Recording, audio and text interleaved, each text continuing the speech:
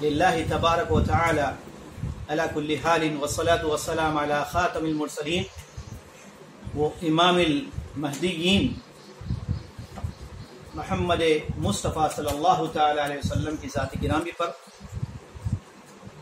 تمام تعریفیں اللہ تعالیٰ کے لیے ہے۔ ہر قسم کے نقص اور عیب سے اللہ کی ذات پاک ہے، وہ بے عیب ہے، وہ اول ہے اور وہی آخر ہے، اور وہ ہر چیز پر قادر ہے۔ ہزاروں انگنت درود و سلام اللہ تعالیٰ کی رحمتیں اور برکتوں کا نزول نبی آخر الزمان خاتم المرسلین محمد مصطفیٰ صلی اللہ تعالی علیہ وسلم کی ذات گرامی پر۔ اللہم صلی علی محمد وعلی آل محمد کما صلیت علی ابراہیم وعلی آل ابراہیم انکا حمید مجید۔ بڑی خوشی اور مسرت کا موقع ہے کہ آج ہم جناب حبیب الرحمن قریشی صاحب کے مکان پر جمع ہیں ظہرانہ کی دعوت کے سلسلے میں۔ ہم پہلے دعا کرتے ہیں کہ اللہ تعالیٰ جناب حبیب الرحمن صاحب وعلیکم السلام اور ان کے اہل خانہ کو خیر و عافیت سے رکھے، ہر آفت سے، بلا سے، مصیبت سے محفوظ رکھے، اور ہم سب مسلمانوں کو بھی اللہ تعالیٰ ہر طرح کی ناگہانی آفت اور بیماری سے محفوظ اور معمون فرمائے، اور ہم سب کو اس کے دین پر چلنے کی اور اس کے آخری نبی محمد مصطفیٰ صلی اللہ علیہ وسلم کی پیروی کرنے کی، اتباع کرنے کی توفیق بخشے، اور ہم سب کا خاتمہ خیر پر ہو۔ اس تمہیدی گفتگو کے بعد میں آج کے اس درس میں سورہ نوح کا خلاصہ پیش کرنا چاہتا ہوں۔ سورہ نوح قرآن کی ایک سورت ہے، اور حضرت نوح علیہ السلام جن کو آدم ثانی کہا جاتا ہے، اور اللہ تعالیٰ نے حضرت نوح علیہ السلام کو بڑی لمبی عمر عطا کی تھی۔ اس دور میں لگ بھگ انہوں نے 950 برس تک رات اور دن اللہ کے دین کی دعوت کے لیے اپنے آپ کو کیا کر دیا تھا، وقف کر دیا تھا۔ تو سب سے پہلے یہ نبی ہے، سب سے پہلے پیغمبر ہے، یہ بحیثیت امت تک اللہ کے پیغام اور دعوت کو پہنچانے کے لیے۔ آدم علیہ السلام کی جو ذریت تھی اس میں کسی قسم کا کوئی شر نہیں تھا، شرک نہیں تھا۔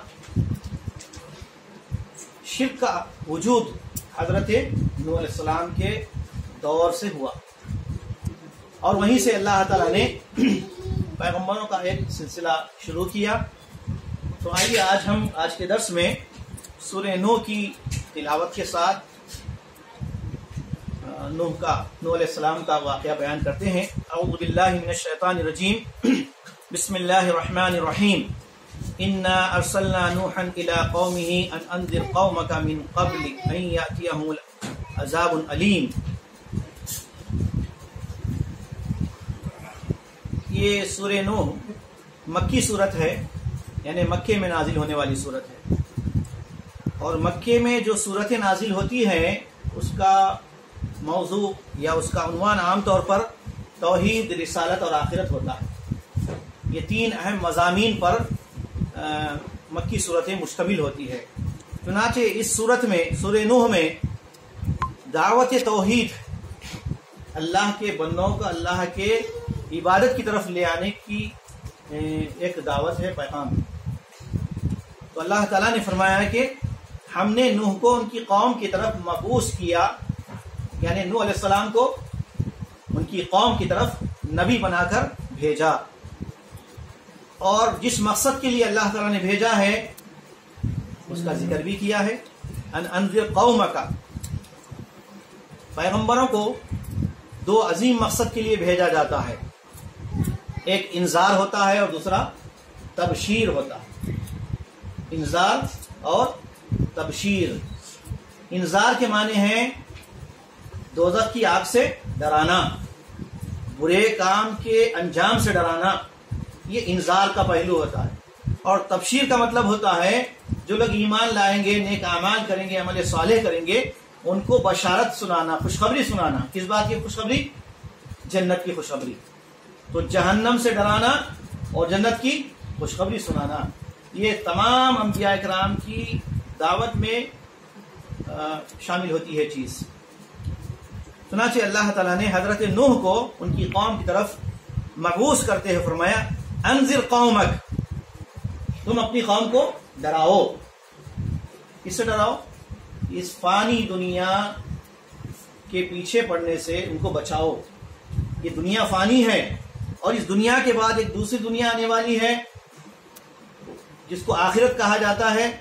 اس آخرت کے لیے اچھے اعمال کرنے کی، نیک اعمال کرنے کی ان کو دعوت دو، ایک اللہ کی عبادت کی طرف ان کو بلاؤ اور اللہ کی ذات میں کسی اور کو شریک کرنے سے بچاؤ۔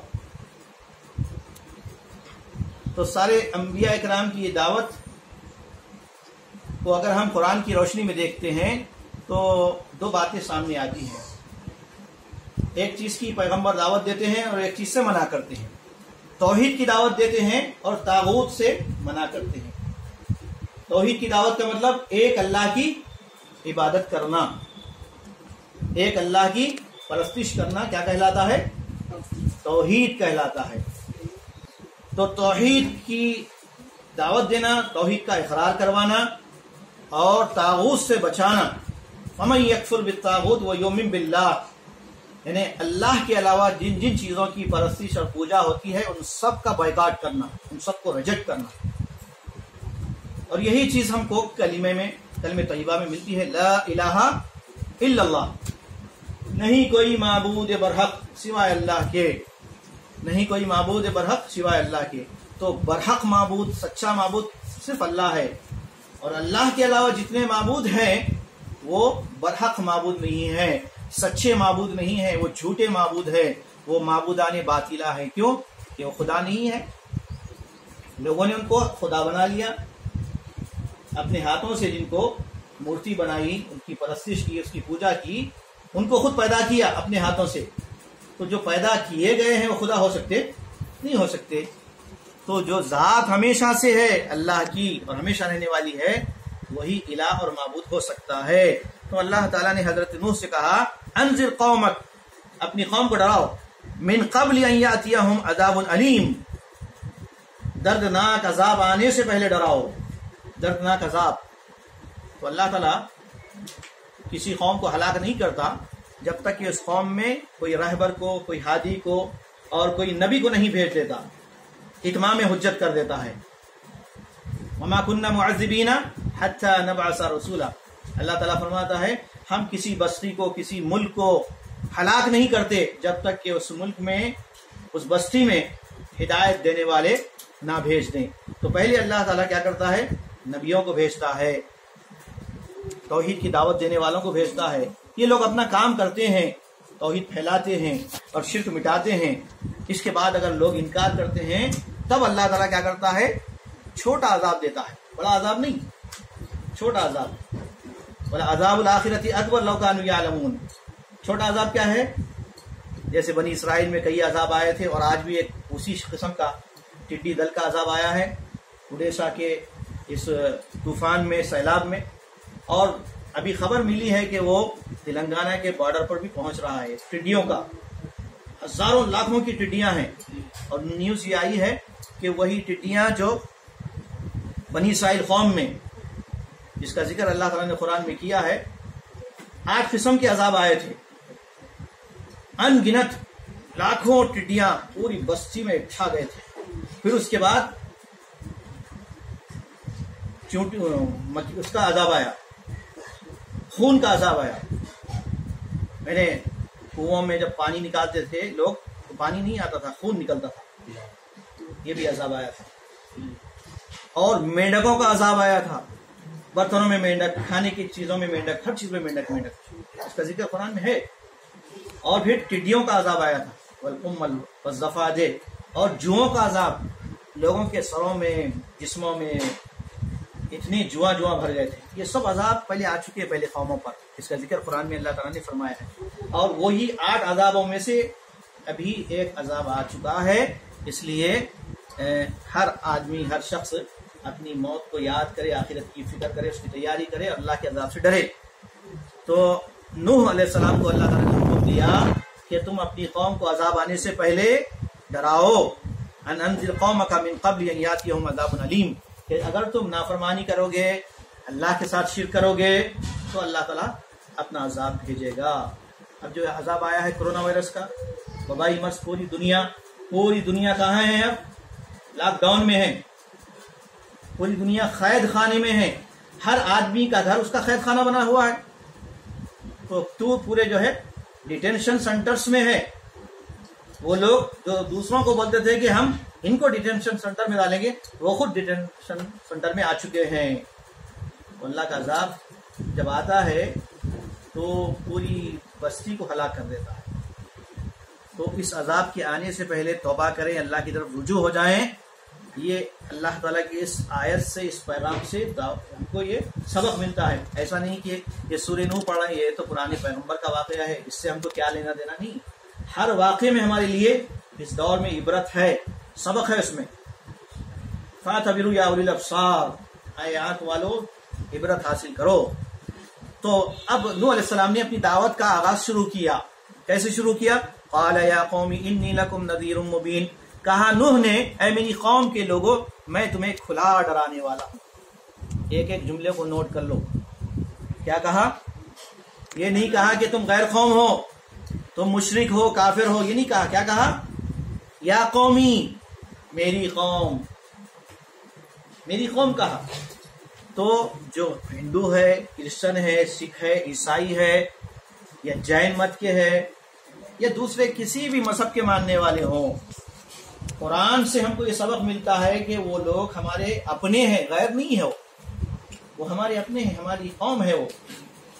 یعنی پیغمبر نے اس قوم کو میری قوم کہا، اپنی طرف نسبت کی، جیسا کہ اللہ کے نبی صلی اللہ علیہ وسلم طائف کے مقام پر گئے تھے نا، یاد ہے واقعہ؟ طائف میں گئے تھے تو وہاں لوگوں نے کیا کیا آپ کے ساتھ؟ آپ کی بے حرمتی کی، بدسلوکی کیا آپ کے ساتھ، اور آپ کو زد و کوب کیا، مارا پیٹا، آپ کی بات نہیں مانی، یہاں تک کہ زخمی کر دیا۔ چنانچہ اللہ کے نبی صلی اللہ علیہ وسلم اس طائف کی بستی سے دوڑتے ہوئے جا رہے تھے، پیچھے اوباش قسم کے نوجوان آوارہ بچے آپ کو پتھرے مار رہے تھے، جس کی وجہ سے اللہ کے نبی صلی اللہ علیہ وسلم زخمی ہو گئے تھے، خون میں آپ کی جوتیاں خون میں بھر گئی تھی۔ چنانچہ آپ بے ہوش ہو کے ایک جگہ گر پڑے۔ جب ہوش آیا تو اب ملک الجبال وہاں آ گئے، پہاڑ کے فرشتے آ گئے اور کہنے لگے اے اللہ کے نبی، اللہ نے دیکھ لیا جو بدسلوکی آپ کے ساتھ یہ طائف والوں نے کی ہے، صرف آپ اشارہ کیجئے، یہ پوری بستی والوں کو ہم ایسے پیس دیں گے جیسا چکی میں آٹے کو پیسا جاتا ہے۔ تو اللہ کے نبی نے کیا فرمایا؟ ہم ہوتے تو ہم پہ کوئی ظلم کرتا، زیادتی کرتا، ہم کو کوئی ستاتے، اور وہ بھی دین کے واسطے نہیں، ہماری اپنی کچھ مفاد کے لیے، کوئی لینا ہے، کوئی دینا ہے، اس معاملے میں بھی ہم کیا کرتے ہیں؟ دشمنیاں نکالتے ہیں، بدلہ لیتے ہیں۔ لیکن اللہ کے نبی نے کیا کیا؟ دشمن سے لیا نہ کبھی ظلم کا بدلہ، اور مارا بھی تو اخلاق کی تلوار سے مارا۔ آپ نے کیا فرمایا؟ اللہم اہدی قومی فإنہم لا یعلمون، اے اللہ میری یہ قوم ہے، تو اس کو ہدایت دے، توفیق دے، یہ مجھے نہیں جانتی، یعنی ان کو نہیں معلوم میں اللہ کا نبی ہوں۔ تو اللہ کے نبی نے کیا فرمایا؟ مجھے امید ہے یہ لوگ ایمان نہیں لائے، لیکن ان کی نسل، ان کی آل اولاد ضرور انشاءاللہ ایمان لائے گی۔ چنانچہ سلمان فارسی اسی قوم سے ہے جو ایمان لائے تھے۔ تو داعی کی دعوت اللہ کے پاس بہت بڑا مقام رکھتی ہے، دل سے جو بات نکلتی ہے اثر رکھتی ہے، پر نہیں طاقت پرواز مگر رکھتی ہے۔ یاد کرو ہمارے جیالوں کو، تو کیا کہا؟ میں تمہیں کھلا ڈرانے والا ہوں۔ اور یہی بات اللہ کے نبی صلی اللہ علیہ وسلم نے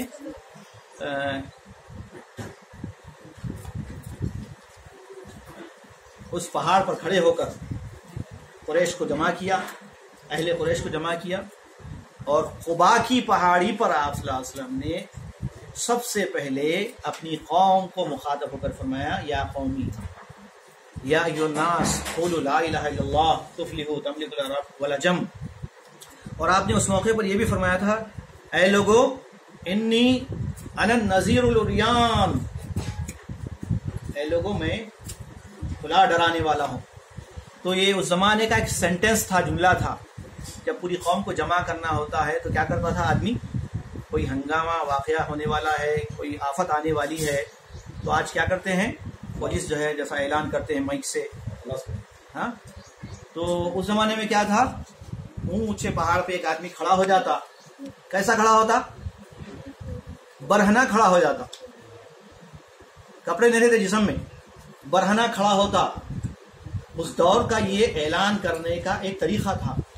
تو لوگ جو ہے اس کی سچویشن کو، حالت کو دیکھ کر سمجھ جاتے کہ یہ بولنے والا بندہ سچ کہہ رہا ہے اور اس کی بات غور سے سننا چاہیے، اس لیے کہ آدمی اس وقت برہنہ ہوتا ہے اس زمانے میں جب کوئی آفت آنے والی ہوتی ہے، تو کہتا انی انا النذیر العریان، میں تم کو کھلا ڈرانے والا ہوں، برہنہ ڈرانے والا ہوں، یہ مطلب برہنہ۔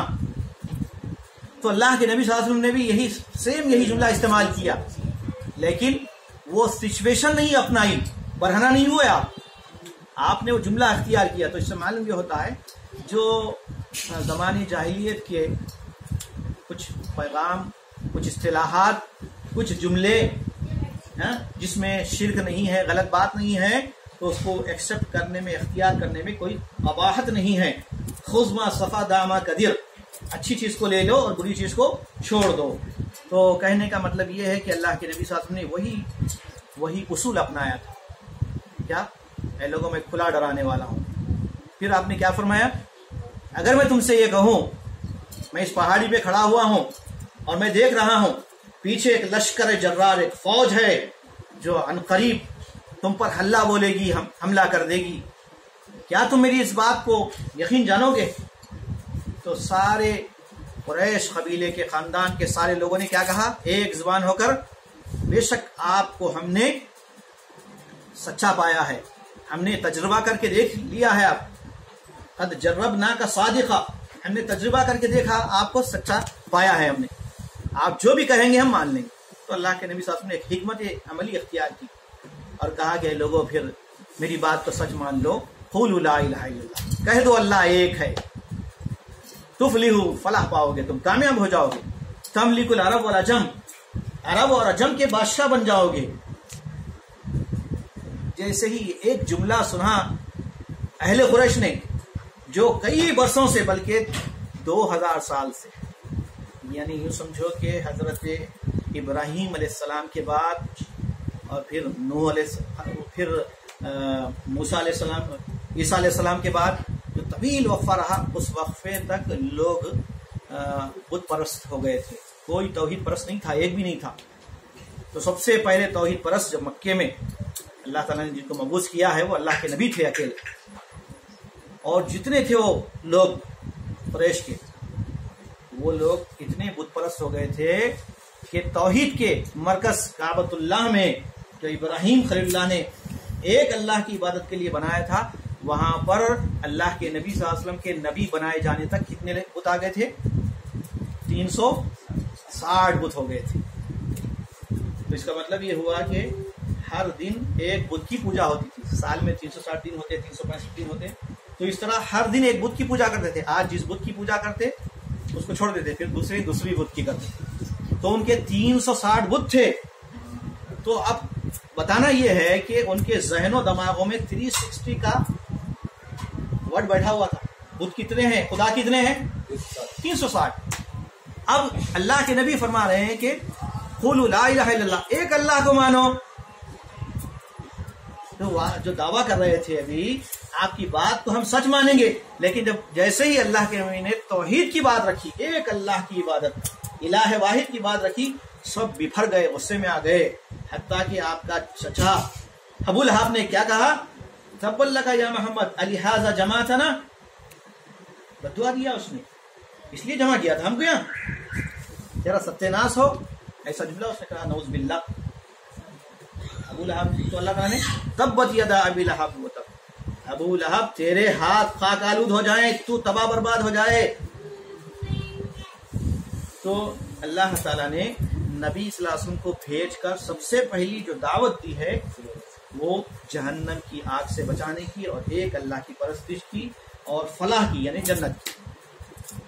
چنانچہ نوح علیہ السلام نے اپنی قوم کو دعوت دینا شروع کیا، ان اعبدوا اللہ واتقوہ واتیون۔ 3 باتیں کہی انہوں نے۔ پہلی بات یہ ہے کہ اللہ ہی کی عبادت کرو، ایک اللہ کی عبادت، ان اعبدوا اللہ واتقوہ، اور اسی سے ڈرو۔ جو اللہ کی عبادت کرتے ہیں وہ اللہ ہی سے ڈرتے ہیں، یہ مطلب ہوا اس کا۔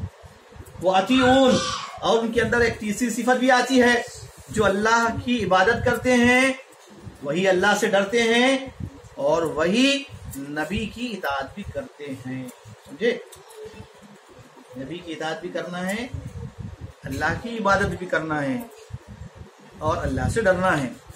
چنانچہ نوح علیہ السلام نے یہی بات کہی، پھر اس کا رزلٹ بھی بتایا، ثمرہ بھی بتایا۔ اللہ کی عبادت کریں گے، شرک سے بچیں گے، اللہ سے ڈریں گے تو کیا ہوگا؟ فائدہ کچھ ہوگا؟ کچھ فائدہ ہے؟ کیرم بورڈ کھیلیں گے تو فائدہ ہے، ٹک ٹاک پک پاک کیا ہے وہ؟ فائدہ ہے، بہت فائدہ ہے بچوں کا۔ لا حول ولا قوت الا باللہ، پوری زندگیاں تباہ ہے اس کے پیچھے۔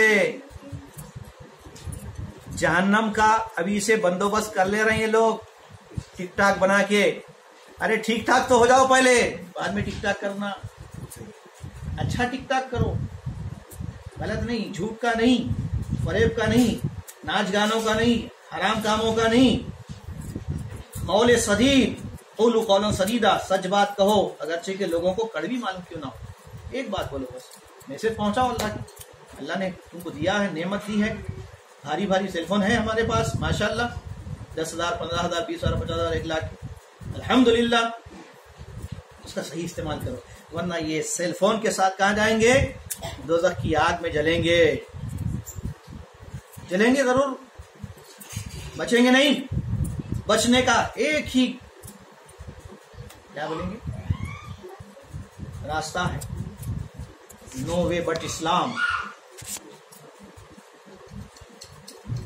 یغفر لکم ذنوبکم، فائدہ یہ ہوگا کہ اللہ تعالیٰ تمہارے ذنوب کو بخش دے گا۔ ذنوب کس کو بولتے ہیں؟ گناہ کو، گناہوں کو۔ ایک گناہ نہیں، کتنے گناہ کرتے ہیں رات دن؟ اللہ ہم کو معلوم بھی نہیں، گنتی بھی نہیں کر سکتا ہم اتنے گناہ کرتے ہیں۔ اللہ سب میٹ دیتا ہے، وضو سے، نماز سے، صدقہ خیرات سے، اچھے کاموں سے، اچھی باتوں سے اللہ تعالیٰ معاف کرتے رہتا ہے۔ اگر اللہ تعالیٰ ہمارے ایک ایک گناہ کو پکڑے گا تو پھر کوئی بھی بچ نہیں پائے گا سوائے نبیوں کے، کوئی بھی نہیں بچ سکتا۔ تو اللہ تعالیٰ فرماتا ہے، تو نوح علیہ السلام نے کیا کہا؟ یغفر لکم من ذنوبکم، تمہارے ذنوب گناہوں کو بخش دے گا۔ وَيُؤَخِّرْكُمْ إِلَىٰ أَجَلٍ مُّسَمًّى، اور ایک وقت مقرر کیا ہے اللہ تعالیٰ، ایک وقت مقرر ہے، ٹائم جس کا آ جائے گا، جس کی موت ہو جائے گی تو سمجھو اس کے لیے اس کی قیامت ہے۔ ایک انسان کا مرنا اس کے لیے وہ قیامت کا دن ہے۔ جب پوری دنیا مرے گی، پوری دنیا فنا ہوگی، وہ دنیا کی قیامت ہوگی۔ لیکن جب ایک انسان مر جاتا ہے تو اللہ تعالیٰ اس کا وقت مقرر کر دیتا ہے، کون کہاں مرنے والا ہے، کب مرنے والا ہے، کیسے مرنے والا ہے، ایمان کی حالت میں مرنے والا ہے، بےمانی کی حالت میں مرنے والا ہے، شرک کرتے ہوئے مرنے والا ہے۔ بے شک اللہ کا مقرر کردہ وقت جب آ جائے گا تو اس میں کوئی تاخیر نہیں ہوگی، لیٹ نہیں ہوگا، اس میں آ گیا ختم، ملک الموت آئیں گے، فوری رخ قبض کریں گے، چلے جائیں گے، 1 سیکنڈ کی دیری نہیں ہوگی۔ ایسا پلٹ کے آئے تک پانی لا کے ابا جان کو پیش کرنے تک انتقال ہو جائے ختم۔ پیاسے تھے مگر پیاسے ہی رہے، دریا کو چھلکتا چھوڑ گئے۔ لو کنتم تعلمون، اگر تم کو اس کا یقین ہو جائے، علم ہو جائے تو تم کیا کرو گے؟ یقیناً اللہ کی بات کرو گے، اللہ سے ڈرو گے، نبی کی اطاعت کرو گے۔ قال ربی انی دعوت قومی لیلا ونہارا، اب یہ اپنی دعوت پیش کرتے رہے، رات دن اللہ کے بندوں کو بلاتے رہے، یعنی کام کرتے رہے۔ نوح علیہ السلام، میں پیغمبر ہوں، لوگ آنا، آ کے میری بات سن کے جانا، بلکہ نہیں، رات دن پھرے، گھر سے نکلے، رات میں بھی دعوت کا کام کرے، دن میں بھی کرے۔ دن میں بس نہیں تھا، اپن کیا کرتے؟ بس جی کتنا کام کرتے، دن میں اتنی بڑے کام کر رہے ہیں، تبلیغ کر رہے ہیں، بس ہے نا، اب سو جاؤ خاموش، ہے نہیں؟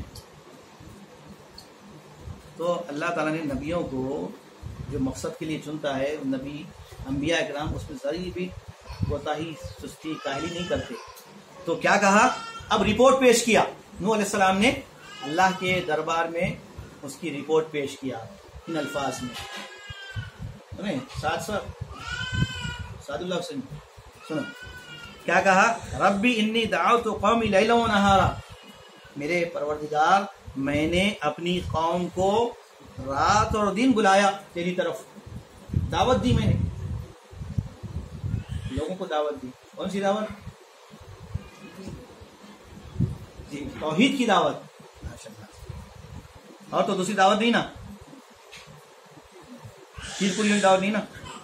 تو کہا کہ میں جب جب ان کو دعوت دیتا رہا، پکارتا رہا، بلاتا رہا، لوگ اتنا ہی بھاگتے رہے میرے سے. ارے کیا جی بات بات کو آ جاتے ہیں نا، ایک اللہ ہے، اللہ ایک ہے، بولو بےسار ہو گئے، لوگ فرار ہوتے گئے، دیکھتے ہی بھاگتے تھے. جیسا تبلیغی جماعت والے آتے محلے میں آتے، ارے ٹوپی والے آ رہے ہیں، جماعت والے آ رہے ہیں، ان کے لوگ بھاگ جاتے. سننا پکڑ لے کے نکل جاؤں، پکڑ لے کے پھر بول چلو بھائی نماز کو بول کے بول. تو نوح علیہ السلام کہتے ہیں جب جب بھی بلاتا رہا تب تب بھاگتے رہے لوگ. وَإِنِّي كُلَّمَا دَعَوْتُهُمْ لِتَغْفِرَ لَهُمْ، کیا پیاری بات ہے. میں ان کو جب بھی بلایا تاکہ اے اللہ تو ان کو بخش دے. جَعَلُوا أَصَابِعَهُمْ، انہوں نے کیا کیا؟ اپنے انگلیوں کو فی اصابعہم، اپنے کانوں میں ٹھونس لیا.